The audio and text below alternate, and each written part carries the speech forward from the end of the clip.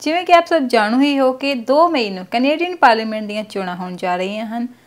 ਆ ਸਾਡੇ ਸਟੂਡੀਓ ਵਿੱਚ ਸ਼ਿੰਦਰ ਪੁਰੇਵਾਲ ਜੀ ਆਪਣੇ ਵਿਚਾਰ ਦੱਸਣ ਲਈ ਪਹੁੰਚੇ ਹੋਏ ਹਨ, ਜੋ ਕਿ ਨਾਰਥ ਸਰੀ ਤੋਂ ਲਿਬਰਲ ਪਾਰਟੀ ਦੇ ਕੈਂਡੀਡੇਟ ਹਨ। ਆਓ ਸੁਣਦੇ ਹਾਂ ਉਹਨਾਂ ਦੇ ਇਹ ਵਿਚਾਰ। ਜੀ ਆਇਆਂ ਪੁਰੇਵਾਲ ਜੀ ਸਾਡੇ ਸਟੂਡੀਓ ਵਿੱਚ। ਥਿੰਨ ਸਾਹਿਬ ਤੁਹਾਡਾ ਬਹੁਤ ਸ਼ੁਕਰੀਆ। ਪੁਰੇਵਾਲ ਸਭ ਤੋਂ ਪਹਿਲਾਂ ਤੁਸੀਂ ਆਪਣੇ ਬਾਰੇ ਦੱਸੋ ਸਾਨੂੰ। ਮੈਂ ਪਿੰਡ ਸ਼ੰਕਰ ਪੰਜਾਬ ਤੋਂ, ਉੱਥੇ ਮੇਰਾ ਜਨਮ ਹੋਇਆ। ਹਾਂਜੀ। ਤੇ ਪਿੰਡ ਤੇ ਸਕੂਲ 'ਚ ਹੀ ਮੈਂ ਪੜ੍ਹਿਆ। ਉੱਥੇ 10ਵੀਂ ਤਾਈਂ 11ਵੀਂ ਕਰਕੇ ਮੈਂ ਵੈਸੇ ਕੈਨੇਡਾ ਦੇ ਵਿੱਚ ਆ ਗਿਆ ਸੀ। ਠੀਕ ਹੈ। ਇੱਥੇ 17 ਸਾਲ ਦੀ ਉਮਰ ਦੇ ਵਿੱਚ ਮੈਂ princess Margaret senior secondary school ਦੇ ਵਿੱਚ ਸੀ। ਉਸ ਏਰੀਏ ਦਾ ਡੈਮੋਗ੍ਰਾਫਿਕਸ ਇੰਨੇ ਚੇਂਜ ਹੋਏ ਆ। 1981 ਵਿੱਚ ਅਸੀਂ 3 ਇੰਡੋ ਕੈਨੇਡੀਅਨ ਸਟੂਡੈਂਟ ਸੀ ਜਿਹੜੇ ਗ੍ਰੈਜੂਏਟ ਹੋਏ ਆ। ਸਿਰਫ 3? ਹਾਂਜੀ ਸਿਰਫ 3। ਠੀਕ ਹੈ। ਤੇ ਹੁਣ ਮੇਰਾ ਖਿਆਲ ਉੱਥੇ 3 ਗੋਰੇ ਹੋਣੇ ਆ, ਇੰਨੀ ਪਾਪੂਲੇਸ਼ਨ ਬਦਲ ਗਈ। ਉਸ ਤੋਂ ਬਾਅਦ ਮੈਂ ਸਾਈਮਨ ਫਰੇਜ਼ਰ ਯੂਨੀਵਰਸਿਟੀ ਤੋਂ ਬੈਚਲਰ ਡਿਗਰੀ ਕੀਤੀ, ਫਿਰ ਮਾਸਟਰਸ ਡਿਗਰੀ ਕੀਤੀ। ਮੈਂ ਥੀਸਿਸ ਲਿਖਿਆ ਸੀ ਦ ਪੋਲੀਟਿਕਸ ਆਫ ਮਲਟੀਕਲਚਰਲਿਜ਼ਮ ਇਨ ਕੈਨੇਡਾ, ਬਹੁਤ ਸੱਭਿਆਚਾਰ ਦੀ ਨੀਤੀ ਜਿਹੜੀ ਕੈਨੇਡਾ ਦੇ ਵਿੱਚ ਹੈ। ਤਾਂ ਉਹ ਜੋ ਮੈਂ ਥੀਸਿਸ ਦੀ ਰਿਸਰਚ ਕਰਦਾ ਸੀ, ਮੈਂ ਪੀਅਰ ਐਲੀਅਟ ਟਰੂਡੋ ਦੇ ਨਾਲ ਗੱਲਬਾਤ ਕੀਤੀ, ਉਹਨਾਂ ਦੇ ਵਿਚਾਰ ਜਾਣੇ। ਤੇ ਉਸ ਤੋਂ ਬਾਅਦ ਮੈਂ ਕੁਈਨਜ਼ ਯੂਨੀਵਰਸਿਟੀ ਜਿਹੜੀ ਕੈਨੇਡਾ ਦੇ ਕਿੰਗਸਟਨ ontario ਸ਼ਹਿਰ 'ਚ ਆ, ਉਹ ਕਿਸੇ ਜ਼ਮਾਨੇ 'ਚ ਰਾਜਧਾਨੀ ਵੀ ਸਾਡੀ ਹੁੰਦੀ ਸੀ, ਉੱਥੋਂ PhD ਕੀਤੀ। ਤੇ ਉਸ ਤੋਂ ਬਾਅਦ ਮੈਂ ਵੱਖ-ਵੱਖ ਯੂਨੀਵਰਸਿਟੀ ਦੇ ਵਿੱਚ ਪੜ੍ਹਾਇਆ। University Victoria, UBC, SFU, quantum polytechnic university. ਹਾਂਜੀ। ਤੇ BC ਦੇ ਵਿੱਚ ਮੈਂ ਪਹਿਲਾ ਸਿੱਖ ਸੀ ਜਿਹੜਾ BC ਤੇ ਯੂਕੌਨ ਰੀਜਨ ਦਾ ਸਿਟੀਜ਼ਨਸ਼ਿਪ ਚੱਜ ਰਿਹਾ। ਠੀਕ ਹੈ। ਤੇ ਇਹ ਮੇਰਾ ਸਫ਼ਰ ਹੈ ਇੱਕ ਸਧਾਰਨ ਪਰਿਵਾਰ 'ਚੋਂ ਹੋਈ, 1.5-2 ਏਕੜਾਂ ਵਾਲੇ 'ਚੋਂ ਮੈਂ ਤਾਂ ਇੱਕ ਗਰੀਬ ਪਰਿਵਾਰ 'ਚ। ਦੂਸਰਾ ਮੇਰੇ ਫਾਦਰ ਸਾਹਿਬ ਦੀ ਡੈਥ ਹੋ ਗਈ ਸੀ, ਮੈਂ ਸਿਰਫ 1 ਮਹੀਨੇ ਦਾ ਸੀ। ਸੋ ਮਿਹਨਤ ਖੁਦ ਕੀਤੀ। ਇੱਥੇ ਆ ਕੇ ਵੀ ਮਿਨੀਮਮ ਵੇਜਸ 'ਤੇ ਕੰਮ ਕੀਤਾ। ਮੈਂ ਦਿਨੇ ਸਕੂਲੇ ਜਾਂਦਾ, ਰਾਤ ਨੂੰ ਫਿਰ ਕੁਈਨ ਐਲਿਜ਼ਬeth ਸਕੂਲ ਦੇ ਵਿੱਚ ESL ਦੀਆਂ ਕਲਾਸਾਂ ਹੁੰਦੀਆਂ ਸੀ। ਸਾਡੇ ਉੱਥੇ ਪ੍ਰਿੰਸੈਸ ਮਾਰਗਰੇਟ ਜੀ ESL ਦੀ ਕਲਾਸ ਹੈ ਨਹੀਂ ਸੀ, ਕਿਉਂਕਿ ਇੰਡੋ ਕੈਨੇਡੀਅਨ ਸਟੂਡੈਂਟਸ ਹੈ ਨਹੀਂ ਸੀ ਉੱਥੇ। ਵੀਕਐਂਡ 'ਤੇ ਗ੍ਰੀਨ ਹਾਊਸ 'ਚ ਕੰਮ ਕੀਤਾ। ਫਿਰ ਮੈਨੂੰ ਖਰੇ 50% ਜ਼ਿਆਦਾ ਦਿੱਤੇ ਰੂਫਿੰਗ ਕੰਪਨੀ ਵਾਲਿਆਂ ਨੇ, ਮੈਂ ਉਹਨਾਂ ਦੇ ਕੋਲ ਚਲਾ ਗਿਆ। ਰੂਫਿੰਗ ਦਾ ਕੰਮ ਕੀਤਾ। ਸ਼ਿੰਗਲ ਰੂਫਿੰਗ ਅਸੀਂ ਲਾਉਂਦੇ ਹੁੰਦੇ ਸੀ। ਉਦੋਂ ਬੰਡਲ ਆਪ ਹੀ ਮੋਢਿਆਂ 'ਤੇ ਰੱਖ ਕੇ ਤਾਂ ਉੱਪਰ ਲੈ ਕੇ ਜਾਈਦਾ ਸੀ। ਹੁਣ ਤਾਂ ਉਹਨਾਂ ਦੇ ਕੋਲ ਸ਼ੈਫਟਸ ਵਗੈਰਾ ਹੈਗੀਆਂ, ਲਿਫਟ ਵਗੈਰਾ ਹੈਗੀਆਂ, ਕਨਵੇਅਰ ਵਗੈਰਾ ਸਾਰਾ ਕੁਛ ਹੀ ਹੈ। ਅਤੇ ਉਸ ਤੋਂ ਬਾਅਦ ਮੈਂ ਟੈਕਸੀ ਵੀ ਚਲਾਈ ਕਾਫੀ ਦੇਰ।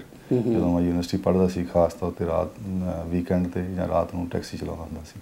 ਠੀਕ ਹੈ। ਅਤੇ ਉਹ ਮਨ ਦੇ ਵਿੱਚ ਮੇਰੇ ਜਿਹੜੀਆਂ ਬੇਸਿਕਲੀ ਇਸ਼ੂਜ਼ ਆ, ਜਿੱਦਾਂ ਦੀ ਜ਼ਿੰਦਗੀ ਮੈਂ ਜੀ ਕੇ ਆਇਆ, ਜਿੱਦਾਂ ਦੀ ਜ਼ਿੰਦਗੀ ਮੈਂ ਇੱਥੇ ਜੀ ਆ, ਅਤੇ ਉਹ ਜਿਹੜੇ ਨਵੇਂ ਇਮੀਗ੍ਰੈਂਟਸ ਆਉਂਦੇ ਆ ਉਹਨਾਂ ਨੂੰ ਕੀ ਤਕਲੀਫਾਂ ਹੁੰਦੀਆਂ, ਜਿਹੜੇ ਮਿਨੀਮਮ ਵੇਜਸ 'ਤੇ ਰਹਿੰਦੇ ਆ ਜਾਂ ਮਿਹਨਤ ਕਰਦੇ ਉਹਨਾਂ ਨੂੰ ਕੀ ਤਕਲੀਫਾਂ ਹੁੰਦੀਆਂ। ਹਾਂਜੀ। ਉਹਨਾਂ ਦਾ ਕਾਰਨ ਹੈ ਕਿ ਮੈਂ ਹਮੇਸ਼ਾ ਹੀ ਐਕਟਿਵ ਰਿਹਾ ਪੋਲੀਟਿਕਸ। ਇਹ ਅੱਜ ਦੀ ਗੱਲ ਨਹੀਂ, 1979 ਤੋਂ ਲੈ ਕੇ ਅੱਜ ਤੱਕ। ਠੀਕ ਹੈ। ਤੁਸੀਂ 2000 ਦੇ ਵਿੱਚ ਵੀ ਇਲੈਕਸ਼ਨ ਲੜੀ ਸੀਗੀ, ਅਤੇ ਉਦੋਂ ਅਤੇ ਹੁਣ ਦੇ ਵਿੱਚ ਇਹ ਨਾਰਥ ਸਰੀ ਦੇ ਵਿੱਚ ਕੀ ਫਰਕ ਹੈਗਾ? 2000 ਦੇ ਵਿੱਚ ਦਾ ਕਾਫੀ ਫਰਕ ਹੈ। ਇੱਕ ਤਾਂ ਜਿਹੜਾ ਏਰੀਆ ਸੀ ਇਹ ਵੱਖਰਾ ਹੁੰਦਾ ਸੀ। ਹੁਣ ਨਿਊਟਨ ਦਾ ਇੱਕ ਏਰੀਆ ਲਾਇਆ ਇੱਥੇ ਡੀਮਾਰਕੇਸ਼ਨ ਤੋਂ ਬਾਅਦ, ਉਹਦੇ ਵਿੱਚ ਪੰਜਾਬੀ ਪਾਪੂਲੇਸ਼ਨ ਕੋਈ 3000 ਵੋਟਾਂ ਹੋਰ ਐਡ ਹੋਈਆਂ। ਪਹਿਲਾਂ ਫਰੇਜ਼ਰ ਹਾਈਟਸ ਦਾ ਏਰੀਆ ਹੁੰਦਾ ਸੀ। ਦੂਸਰੀ ਗੱਲ ਸੀਗੀ ਇੱਥੇ ਚੱਕ ਕੈਡਮਨ ਦਾ ਟਾਕਰਾ ਕਰਨਾ ਬੜਾ ਮੁਸ਼ਕਿਲ ਸੀ। ਮੈਂ ਉਸ ਵਕਤ ਵੀ ਬਹੁਤ ਡੋਰ ਨੌਕਿੰਗ ਕੀਤੀ, ਬਹੁਤ ਲੋਕਾਂ ਨਾਲ ਗੱਲ ਕੀਤੀ, ਪਰ ਆਮ ਲੋਕ ਇਹ ਕਹਿੰਦੇ ਹੁੰਦੇ ਸੀ ਕਿ ਅਸੀਂ ਚੱਕ ਕੈਡਮਨ ਨੂੰ ਵੋਟ ਪਾਉਣੀ ਹੈ, ਸਾਡਾ ਬੜਾ ਸਟਰੋਂਗ ਲੀਡਰ ਹੈ। ਹਾਂਜੀ। ਪੰਜਾਬੀ ਸਾਊਥ ਏਸ਼ੀਅਨ ਵੋਟ ਬਹੁਤ ਘੱਟ ਸੀ, 14,000 ਵੋਟ ਸੀ, ਜਿਹੜੀ ਹੁਣ 31-32,000 ਹੈ। ਹੁਣ ਤਾਂ ਉਦੋਂ ਡਬਲ ਤੋਂ ਵੀ ਜ਼ਿਆਦਾ ਹੋ ਗਈ ਹੈ। ਇਸ ਪੰਜਾਬੀ ਪਾਪੂਲੇਸ਼ਨ ਵੀ ਬਹੁਤ ਡਬਲ ਤੋਂ ਜ਼ਿਆਦਾ ਹੋਈ ਹੈ ਇੱਥੇ। ਠੀਕ ਹੈ। ਉਹਦੇ ਬਾਵਜੂਦ ਵੀ ਮੈਂ 10,279 ਵੋਟਾਂ ਲਈਆਂ। ਕਦੇ ਵੀ ਇੱਥੇ ਲਿਬਰਲ ਪਾਰਟੀ ਦੇ ਕਿਸੇ ਕੈਂਡੀਡੇਟ ਨੂੰ ਇੰਨੀ ਵੋਟ ਨਹੀਂ ਮਿਲੀ, ਕਿਉਂਕਿ ਮੈਨੂੰ ਜਿਹੜੀ ਮੇਰੀ ਅਪੀਲ ਸੀਗੀ ਉਹ NDP ਦੀ। ਲੋਕਾਂ ਨੇ ਜਿਹੜੇ ਆਮ NDP ਨੂੰ ਵੋਟ ਪਾਉਂਦੇ ਉਹ ਇਹ ਸਮਝਦੇ ਕਿ ਇਹ ਸਾਡੀਆਂ, ਇਹ ਯੂਨੀਅਨ ਦਾ ਬੰਦਾ ਹੈ, ਯੂਨੀਅਨ ਦੇ ਨਾਲ ਕੰਮ ਕਰਦਾ ਰਿਹਾ, ਇਹ ਸਾਡੀ ਸੋਚਣੀ ਦਾ, ਮਿਹਨਤ ਮਜ਼ਦੂਰਾਂ ਦੀ ਗੱਲ ਕਰਨ ਵਾਲਾ ਬੰਦਾ। ਜਦੋਂ ਮੈਂ ਖੜਾ ਹੋਇਆ ਸੀ NDP ਦੀਆਂ ਸਿਰਫ 2619 ਵੋਟਾਂ ਸੀ। ਠੀਕ ਹੈ। ਇੰਨੀ ਲੋ ਵੋਟ ਕਦੇ NDP ਦੀ ਗਈ ਨਹੀਂ, ਉਹ ਸਿਰਫ ਮੇਰਾ ਕਰਕੇ ਗਈ। ਮੈਨੂੰ ਜਿਹੜੀ ਵੋਟ ਸੀ ਉਹ ਸਾਰੀ ਸੈਂਟਰ ਲੈਫਟ ਦੀ ਮਿਲੀ। ਠੀਕ ਹੈ। ਹੁਣ ਡੈਮੋਗ੍ਰਾਫਿਕਸ ਚੇਂਜ ਹੋ ਗਿਆ। ਹਾਂਜੀ। ਜਿਹੜਾ ਲੀਡਰ ਹੈ, ਹੁਣ ਮੈਂ 7500 ਦੇ ਕਰੀਬ ਡੋਰ ਨੌਕਿੰਗ ਕਰ ਲਈ ਹੁਣ ਤੋਂ। ਮੈਂ ਜਨਵਰੀ 'ਚ ਸਟਾਰਟ ਕੀਤੀ ਸੀ ਡੋਰ ਨੌਕਿੰਗ। ਉਸ ਵਕਤ ਮੈਨੂੰ ਲੋਕ ਵੈਸੇ ਕਹਿੰਦੇ ਹੁੰਦੇ ਸੀ ਕਿ ਹਾਲੇ ਇਲੈਕਸ਼ਨ ਆਈ ਨਹੀਂ ਡਾਕਟਰ ਸਾਹਿਬ, ਤੁਸੀਂ ਉੱਦਾਂ ਹੀ ਤੁਰੇ ਫਿਰਦੇ ਆ। ਯਾਨੀ ਕਿ ਤੁਹਾਨੂੰ ਪਹਿਲਾਂ ਆਈਡੀਆ ਸੀਗਾ ਕਿ ਇਲੈਕਸ਼ਨ ਆ ਰਹੀ ਹੈ? ਮੈਨੂੰ ਇਹ ਸੀ ਵੀ ਚਲੋ ਹੁਣ ਨਹੀਂ ਆਊ, ਕਿਸੇ ਦਿਨ ਤਾਂ ਆਊਗੀ ਨਾ। ਤੇ ਉਹਨਾਂ ਚਿਰ ਮੈਂ ਸਾਰੇ ਲੋਕਾਂ ਨਾਲ ਗੱਲ ਕਰਦਾ, ਇਹਨਾਂ ਦੀਆਂ ਇਸ਼ੂਜ਼ ਬਾਰੇ ਪਤਾ ਕਰੂੰਗਾ। ਹਾਂਜੀ। ਤੇ ਵਾਕਫੀਅਤ ਹੁੰਦੀ ਆਪਣੀ, ਤੁਸੀਂ ਕਿਸੇ ਬੰਦੇ ਦੇ ਵਿਚਾਰ ਸੁਣਦੇ ਆ, ਤੁਹਾਨੂੰ ਇਸ਼ੂ ਦਾ ਪਤਾ ਲੱਗਦਾ, ਕੋਈ ਤੁਹਾਨੂੰ ਚੰਗੀ ਸਲਾਹ ਦਿੰਦਾ ਹੈ। ਆਪਣੇ ਪੰਜਾਬੀ 'ਚ ਕਹਿੰਦੇ ਹੁੰਦੇ ਵੀ ਜੇ ਸਲਾਹ ਲੈਣੀ ਕੰਧ ਤੋਂ ਹੀ ਲੈ ਲਓ, ਇਕੱਲਾ ਬੰਦਾ ਨਹੀਂ ਕਦੇ ਕੋਈ ਸੋਚ ਸਕਦਾ। ਉਹਨਾਂ ਲੋਕਾਂ ਦੇ ਮਸ਼ਵਰੇ, ਉਹਨਾਂ ਦੀਆਂ ਸਲਾਹਾਂ, ਉਹਨਾਂ ਨੇ ਜਿਹੜੇ ਮਸਲੇ ਉਠਾਏ, ਉਹਨਾਂ ਦਾ ਮੇਰੀ ਸਮਝ ਦੇ ਵਿੱਚ ਵਾਧਾ ਹੋਇਆ। ਉਹਨਾਂ ਇਸ਼ੂਜ਼ ਨੂੰ ਹੁਣ ਲੈ ਕੇ ਮੈਂ ਤੁਰਿਆ। ਤੇ ਇਸ ਕਰਕੇ ਆਮ ਲੋਕਾਂ ਦੀ ਜਿਹੜੀ ਹੁਣ ਸਿਟਿੰਗ MP ਦੇ ਬਾਰੇ ਰਾਏ ਹੈ ਨਾ, ਇਹ ਤੁਸੀਂ ਜਿਹੜਾ ਮਰਜ਼ੀ ਸਰਵੇ ਕਰਾ ਲਓ, ਜਿਹੜੇ ਮਰਜ਼ੀ ਲੋਕਾਂ ਦੇ ਚਲ ਜਾਓ, ਚਾਹੇ ਉਹ ਮੇਨ ਸਟ੍ਰੀਮ ਦੇ ਗੋਰੇ ਆ, ਚਾਹੇ ਬਾਕੀ ਵਿਜ਼ੀਬਲ ਮਿਨੋਰਿਟੀ, ਚਾਹੇ ਸਾਡੇ ਲੋਕ ਆ, ਉਹਨਾਂ ਦਾ ਸਾਰਿਆਂ ਦਾ ਇਹੀ ਆ ਕਹਿਣਾ ਕਿ ਸਾਨੂੰ ਡੌਨਾ ਕੈਡਮਨ ਕਿਤੇ ਦਿਸੀ ਨਹੀਂ। ਸੋ ਇਸ ਕਰਕੇ ਥੋੜ੍ਹਾ ਜਿਹਾ ਇਹ ਚੱਕ ਕੈਡਮਨ ਵਾਲਾ ਪ੍ਰਭਾਵ ਹੈ ਨਹੀਂ ਆ। ਇਸ ਵਾਰ ਆਸ ਦੀ ਕਿਰਨ ਵੱਜੀ ਆ। ਲੋਕਾਂ ਦੀ ਜਿਹੜੀ ਸਪੋਰਟ ਹੈ ਉਹ ਬਹੁਤ ਹੈ। ਤੇ ਹੁਣ ਲੋਕਾਂ ਤੇ ਡਿਪੈਂਡ ਕਰਦਾ। ਡੈਮੋਕ੍ਰੇਸੀ ਜਿਹੜੀ ਹੈ, ਲੋਕਤੰਤਰ ਰਾਜ ਤਾਂ ਲੋਕਾਂ ਦੇ ਹੱਥ 'ਚ ਹੈ।